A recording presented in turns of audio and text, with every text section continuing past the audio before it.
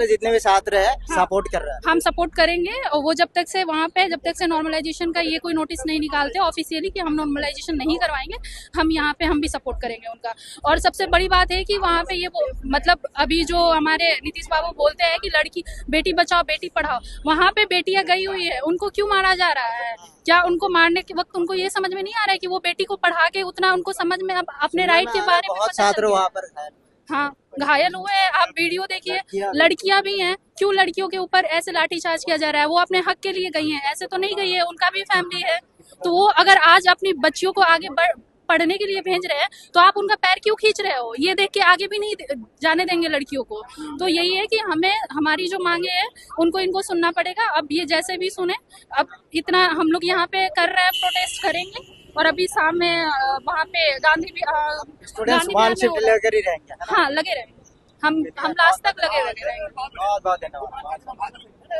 One day one exam और no normalisation. Second है demand हमारी कि ओपन मतलब फॉर्म ओपन होना चाहिए। जिन बच्चों ने अपना रजिस्ट्रेशन कर दिया है, उनका फॉर्म फिल नहीं हुआ है, उनके लिए रीओपन करें, कम से कम 2 दिन के लिए करें। और तीसरा डिमांड है कि जो आप पिछले 10 दिन से ये हमारा चल रहा है कि एग्जाम होगा, नॉर्मलाइजेशन नहीं होगा, कब एडमिट कार्ड होगा, इन सबको लेके हमें एग्जाम डेट एक्सटेंड करना चाहिए बस। पीसीएस में जो हुआ प्रयागराज में हम रिपीट करने वाले हैं, यही नेहरू बिहार मुखर्जी नगर से। Thank you. हम देने भी जाते हैं तो ये कोई ट्रांसपेरेंसी तो है नहीं कि हमेशा की तरह अगर नॉर्मलाइजेशन लागू नहीं है तो हम कम से कम पहले खुद को जांच सकते थे कि हमारे इतने क्वेश्चन सही हो रहे हैं, हमारा चांसेस हैं कि नहीं है प्री क्वालिफाई के।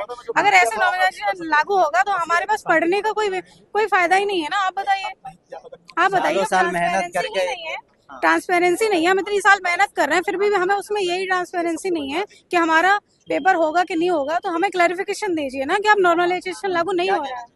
बस मैं भी यही कहना चाहती हूँ कि नॉर्मलाइजेशन को हटाया जाए और आयोग को ये बात माननी पड़ेगी, क्योंकि हम लोग को सबसे पहली बात है कि तैयारी करने के दरमियान हम लोग को ये भी तो पता होना चाहिए ना कि मेंस के लिए एलिजिबल है कि नहीं है। आप नॉर्मलाइजेशन में क्या कर रहे हो, कितनी कट ऑफ जारी कर रहे हो, क्या नहीं कर रहे हो, हम लोग को कुछ पता नहीं है।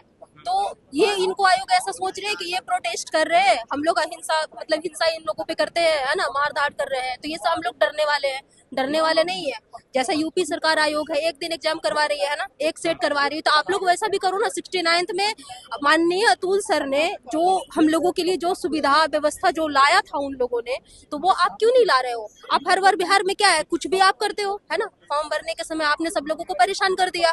अब आप जब एग्जाम लेने का है तो हम 5 सेट में लाएंगे। 5 सेट में आप क्या लाओगे, कौन सी कलर के लाओगे, वो तो हमें नहीं पता है। अब कैसे नॉर्मलाइजेशन करोगे? ये सब चीजों को लेकर के हम लोग प्रोटेस्ट कर रहे हैं। क्या कहना चाहेंगे मैम? लाखों छात्र जो पटना में धरना प्रदर्शन कर रहा है, उनके लिए क्या मैसेज होगा? उनके लिए मैसेज होगा कि हम भी यहाँ पे धरना प्रदर्शन कर रहे हैं, हम उनके साथ